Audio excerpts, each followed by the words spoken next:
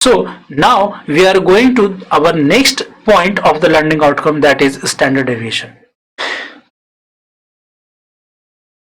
Start. So students, अब हम यहाँ पे स्टैंडर्ड डेविएशन की बात कर रहे हैं. तो स्टैंडर्ड डेविएशन सबसे पहले हमने अर्थमेटिक मीन निकाला था. उस अर्थमेटिक मीन को फिर हमने क्या किया था, हर एक इंडिविजुअल सैंपल में हमने माइनस किया तो हमें डेविएशंस फ्रॉम द मीन निकला.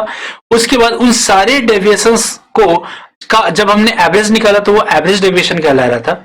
अब जो हमारे पास एवरेज डेविएशन आ गया, ठीक है, अब उसके बाद हम अगर स्टैंडर्ड डेविएशन की बात करें, एक था आपका एवरेज डेविएशन, दूसरा आ रहा है हमारा स्टैंडर्ड डेविएशन.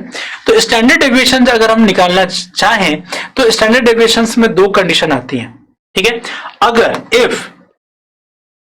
अगर हमारा नंबर ऑफ सैंपल्स जो है, अब अगर हमारा नंबर ऑफ सैंपल जो है, अगर वो नंबर ऑफ सैंपल 20 से कम हो, अगर हमारा नंबर ऑफ सैंपल 20 से कम होगा तो उस टाइम पे जो हम स्टैंडर्ड डेविएशन निकालेंगे, अगर हम शॉर्ट में इसको एस डी बोले, तो चूंकि यहाँ पे स्टैंडर्ड डेविएशन आपका 20 से कम है, तो इसके लिए अगर हमें सिंबल यूज करना हो तो हम उसे एस से यूज कर सकते हैं. और एस से अगर यूज करेंगे तो ये एस इज इक्वल टू क्या हो जाएगा,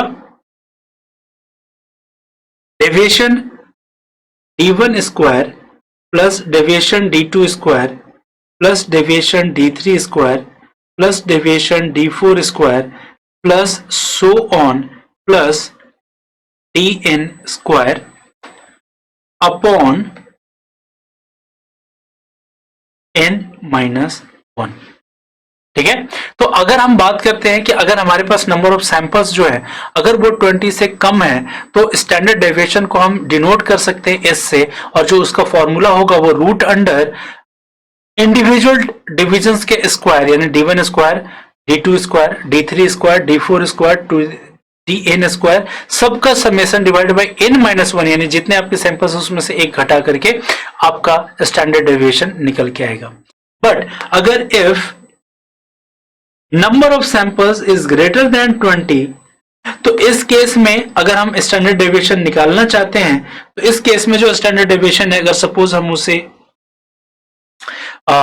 सिग्मा से डिनोट करें तो सिग्मा इज इक्वल टू हम लिख सकते हैं root under d1 square plus d2 square plus d3 square plus d4 square plus so on plus dn square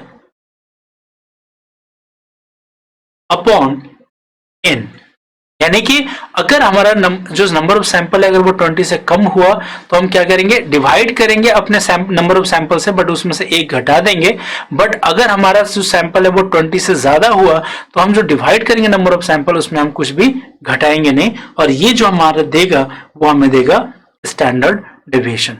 So student, we have achieved our fourth point of learning outcome, that is standard deviation, and I hope that you have understood it very well. So let's come on fifth point of learning outcome, that is variance. तो अब अगर हम यहाँ पे variance की बात करें तो वेरिएंस सिंपली अगर हम उसे बोले तो वेरिएंस जो होता है वो आपका स्टैंडर्ड डेविएशन के स्क्वायर के बराबर होता है ना. तो सिंपली अगर मुझे बताना हो तो वेरिएंस अगर v से हम रिप्रेजेंट करते हैं तो v इज इक्वल टू हम लिख सकते हैं स्टैंडर्ड डेविएशंस का स्क्वायर. ठीक है, तो अब यहाँ पे वही कंडीशन आता है कि इफ नंबर ऑफ सैंपल्स जो होंगे अगर वो 20 से कम होगा तो जो वेरिएंस होगा वो आपके स्टैंडर्ड डेविएशन के स्क्वायर, यानी कि जब नंबर ऑफ सैंपल अगर आपका 20 से कम होता तो स्टैंडर्ड डेविएशन को हम स्मॉल s से डिनोट करते थे, तो इसका square that is equal to d1 square plus d2 square plus d3 square plus d4 square plus so on, जितने भी आपके पास सैंपल हैं dn square upon n minus 1 करेंगे. और अगर हमारे पास जो सैंपल है अगर वो ग्रेटर देन 20 है तो इस टाइम जो आपका वेरिएंस होगा वो स्टैंडर्ड डेविएशन के स्क्वायर के बराबर, और यहाँ पे अगर नंबर ऑफ सैंपल जो है अगर 20 से ज्यादा है तो हम उसे सिग्मा स्क्वायर कहेंगे. और सिग्मा स्क्वायर कहने का मतलब है d1 square plus d2 square plus d3 square plus d4 square plus so on plus dn square upon n हमारा वेरिएंस निकल के आ जाएगा. So students, we have achieved our fifth point of learning outcome, that is variance, and I hope that you have understood it very well. So let's have a knowledge check.